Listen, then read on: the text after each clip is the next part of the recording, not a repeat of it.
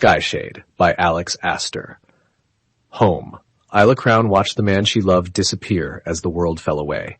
The other man she loved gripped her arm with the desperate hope of holding on to a dream before waking. Her stomach dropped. Her ears rang. Clashing swords and howling drecks turned to silence. "You're home," Grimm said, his voice breaking in relief. And then she was ensnared in the familiar place against his chest, her cheek below his heart. It was instinct to breathe him in, to hold him close. Home. Something in her marrow unfurled. Another part recoiled. She tore herself away. Looked down. Her armor and hands were covered in blood. Her lips tasted of salt, sweat and tears from the battle. She considered everything she had done, everything she was. She wanted to run. She wanted to tear down these hallways the same way she had the first day they met. She wanted to portal back to Lightlark, back into Oro's arms. But she was here for a reason. Isla would kill either Oro or Grimm, according to the Oracle. It was fated.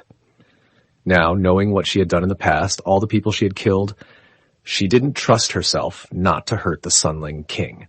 Grimm approached her slowly, tentatively. His voice was gentle. "Heart."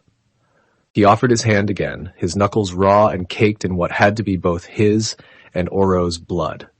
Heart. Hers was split in half. One part wanted him more than anything, remembered. Another wanted to stab him through the chest again. She took his hand. Grimm's wide shoulders melted in relief until she said, "Take Mether."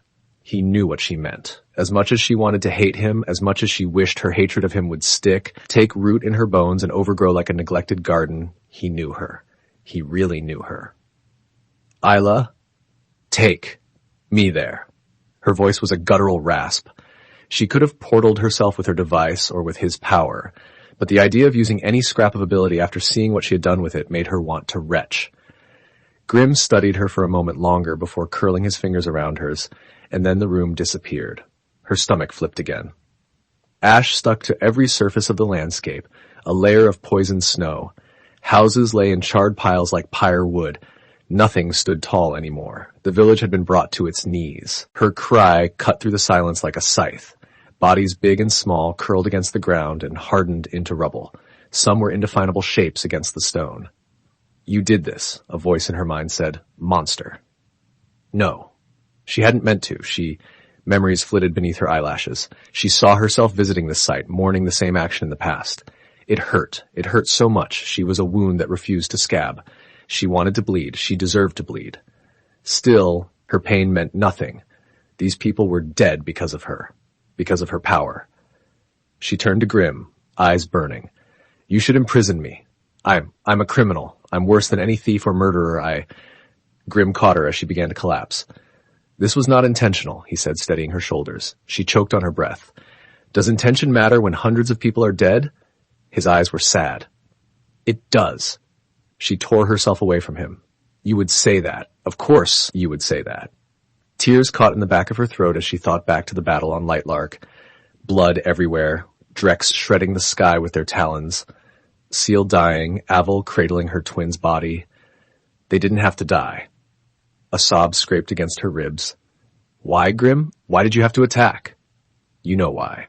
His words were quiet. He stepped closer, but she walked back, refusing to bridge the gap between them. She did know. She could almost see it now, the action that had caused all of this death.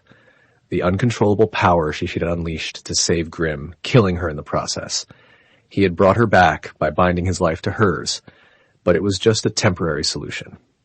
Only Lightlark's portal to another world with infinite power offered a permanent one. You could have told me.